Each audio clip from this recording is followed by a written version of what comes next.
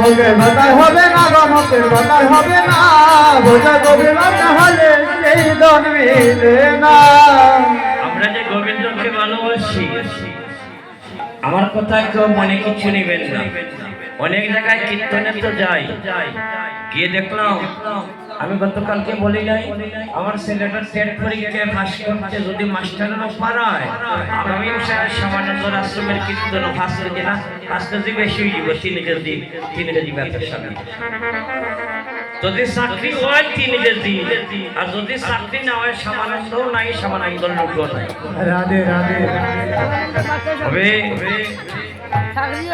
গোবিন্দের সঙ্গে ভালোবাসা করছেন রাধারানী। আমার তার ভালোবাসা হচ্ছে স্বার্থের ভালোবাসা।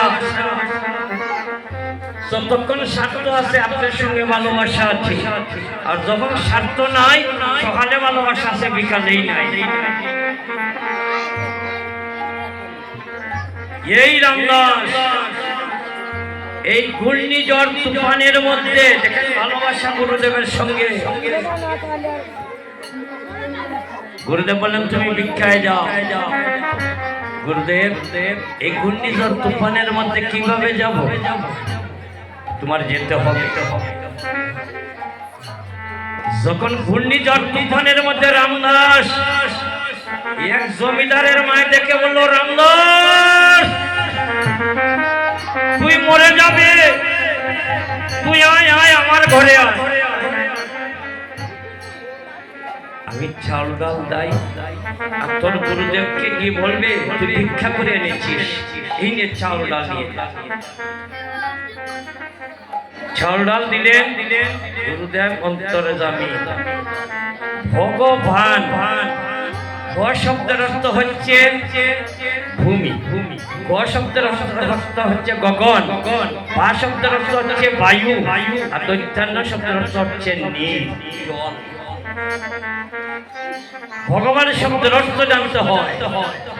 ভগবান জানেন না অন্তর্যামী। এই চাউল ডালটা কোথায় থেকে এলো? যখন ভোগ নিবেদন হলো, রামানন্দ বললেন, এই রামদাস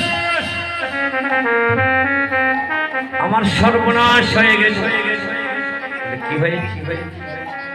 5 বছরের শিশু, প্রতিদিন আমার গোবিন্দ ভিক্ষার অন্ন সেবা করে, আজ তুই এই চাল সবজি কোথায় থেকে এনেছিস?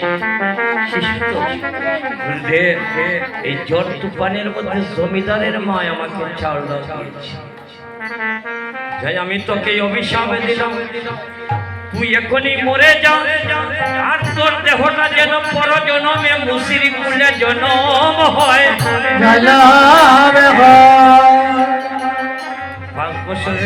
কি বলছে গুরুদেব কি অগুরুদেব আমার মুসিকুলে জনম হোক আর পশুকুলে জনম হোক আমি রাম জানি না কৃষ্ণ জানি না নারায়ণ জানি না আমার যে কুলে জন্ম হয়েছে